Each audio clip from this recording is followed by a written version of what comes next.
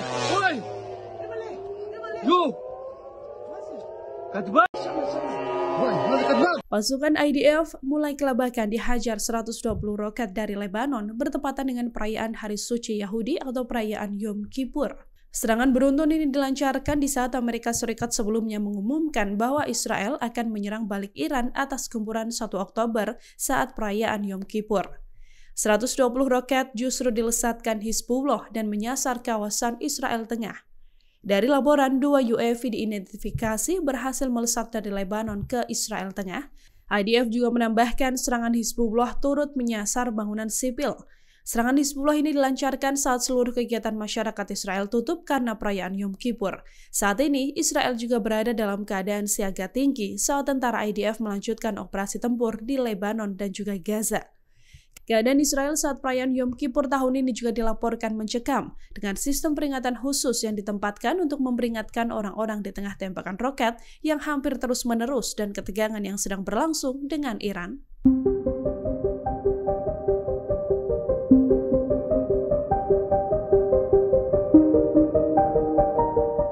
Setelah kisruh dengan Perancis, bertambah lagi ketegangan Israel terkait pasokan senjata. Kini, Spanyol dan Yordania juga menyerukan embargo senjata atau menghentikan pasokan senjata untuk Israel agar menjadi jalan penghentian perang. Perdana Menteri Spanyol Pedro Sánchez menilai bahwa seluruh komunitas internasional harus menghentikan ekspor senjata ke Israel sesegera mungkin. Kecaman ini muncul seusai militer Zionis bahkan menyerang pasukan penjaga perdamaian PBB di Lebanon.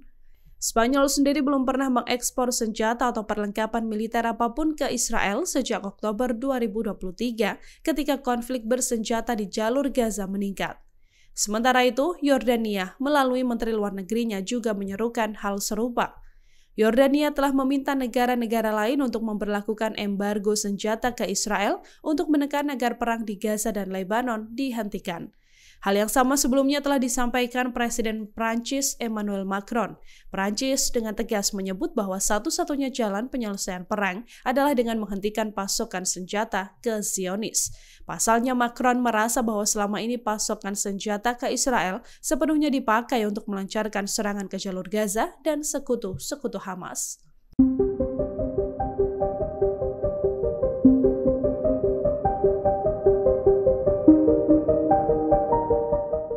Bukannya meredam saling serang antara Iran dan juga Israel, Amerika Serikat justru akan mengerahkan sistem pertahanan rudal THAAD untuk membantu Israel. Amerika Serikat juga mengaku bahwa saat ini Israel sedang bersiap dan pada keputusan akhir untuk menyerang balik Iran sebagai balasan gempuran rudal 1 Oktober dari Teheran. Dikutip dari Al-Mayadin, pasukan Amerika Serikat sendiri yang akan mengoperasikan sistem rudal THAAD atau Terminal High Altitude Area Defense di wilayah Israel. Pergerakan cepat dari Amerika Serikat ini berdasarkan penyelidikan intelijen Amerika Serikat yang menyebut bahwa Israel akan menggempur Iran saat perayaan Yom Kippur.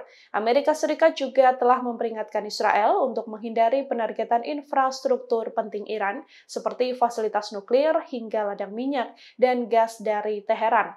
Amerika Serikat menyebut bahwa Iran akan bereaksi keras bersama sekutunya apabila fasilitas nuklir dan ladang minyak ini digempur oleh Zionis. Teheran juga telah bersiap sejak awal seusai Perdana Menteri Israel Netanyahu bertekad untuk melancarkan serangan ke Teheran sebagai balas dendam aksi 1 Oktober.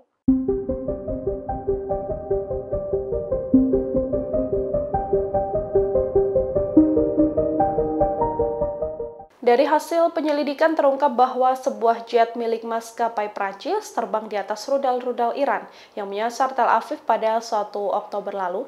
Jet Prancis ini terpantau melintas persis di atas rudal-rudal Iran saat terbang di langit Irak. Jet yang melintas ini diketahui milik Air France yang melakukan penerbangan dari Paris, Prancis ke Dubai, Uni Emirat Arab.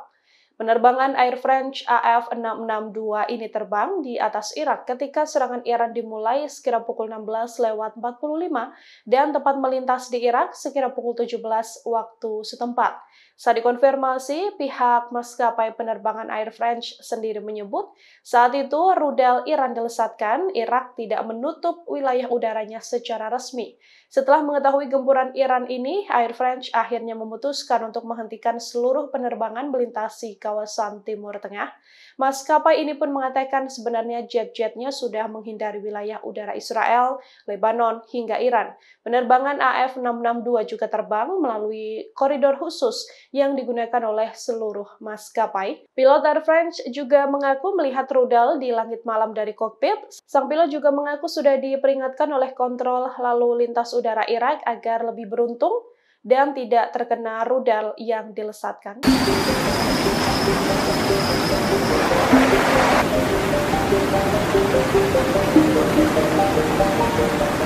Lesatan rudal Iran menghancurkan setidaknya 20 jet tempur siluman F-35 milik Israel. Setidaknya Iran menembakkan 200 rudal dan 90%-nya berhasil mengenai target.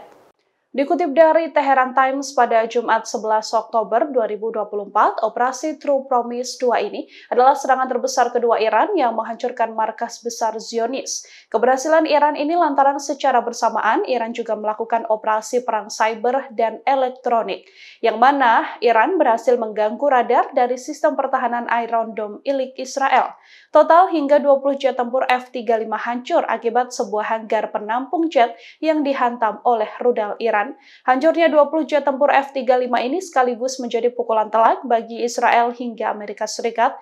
Jet tempur bantuan Amerika Serikat ini sebelumnya dipakai Israel untuk menyerang Lebanon dan menewaskan pimpinan Hizbullah Hasan Nasrullah, juga menewaskan Jenderal Ayer Gizi Abbas Nilforoshan.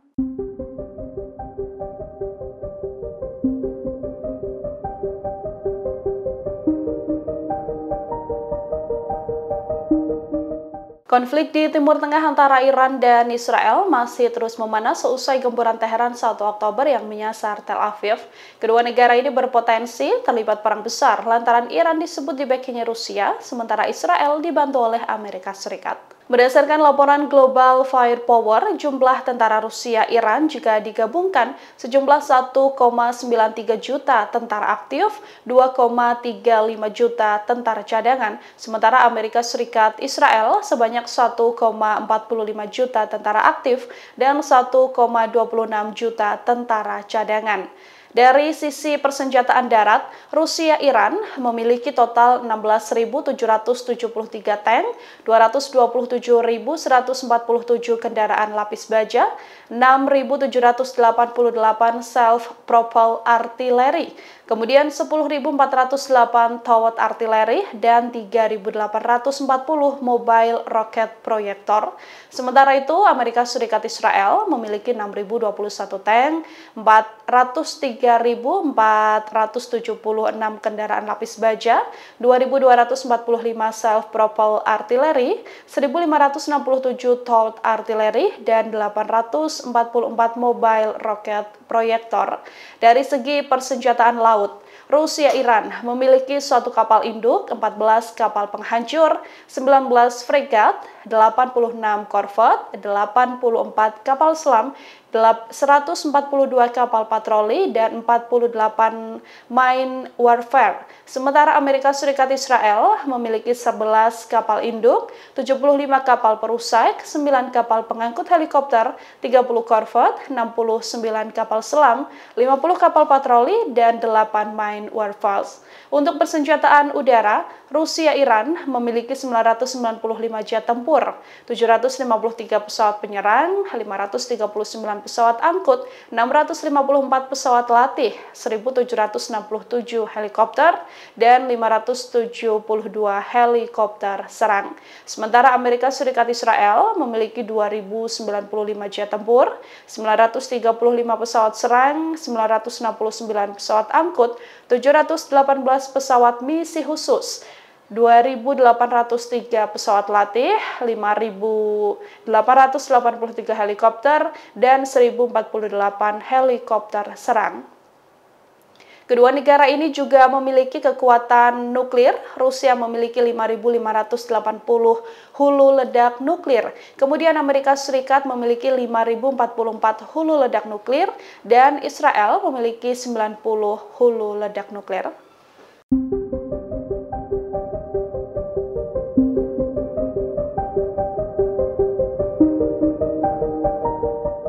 Indonesia sedang bersiap mengirimkan 120 prajurit untuk bergabung sebagai pasukan penjaga perdamaian di Lebanon. Upaya ini terus dilakukan oleh Indonesia meski markas UNIFIL sempat diserang Zionis dan pasukan pertahanan ini diminta untuk mundur. Saat ini, para prajurit masih menjalani pelatihan di Komando Latihan Komando Armada 2, Surabaya, Jawa Timur. Para prajurit TNI Angkatan Laut Satgas MTF UNIFIL di Lebanon nantinya bertugas untuk membantu PBB memelihara stabilitas, keamanan, dan menjaga perdamaian. Satgas MTV ini nantinya akan berlayar menggunakan KRI Sultan Iskandar Muda 367 dan direncanakan berangkat ke Lebanon pada Desember 2024. Mereka bakal berlayar dari markas Koarmada 2 ke Jakarta, Batam, Sri Lanka, Oman, dan juga Mesir sebelum tiba di Beirut, Lebanon. Adapun Satgas MTV TNI Konga UNIFIL Lebanon yang berjumlah 120 personil ini, di dalamnya juga mencakup 12 prajurit Korps Wanita TNI Angkatan Laut atau KOWAL, perwira kesehatan, serta perwira psikologi. Diketahui Israel sendiri menyerang menara pengawas di markas utama UNIFIL di Lebanon pada Kamis 10 Oktober lalu. Akibat serangan ini 2 personil TNI terluka. Indonesia pun mengutuk keras serangan tersebut. Indonesia menilai serangan Israel ini melanggar hukum humaniter internasional dan revolusi DKPBB 1701. TNI memastikan prajurit-prajurit Indonesia yang tergabung dalam UNIFIL dalam keadaan aman. Prajurit berinisial EA dan NS mengalami luka ringan dalam serangan Israel tersebut. Download Tribun X sekarang, menghadirkan lokal menjadi Indonesia.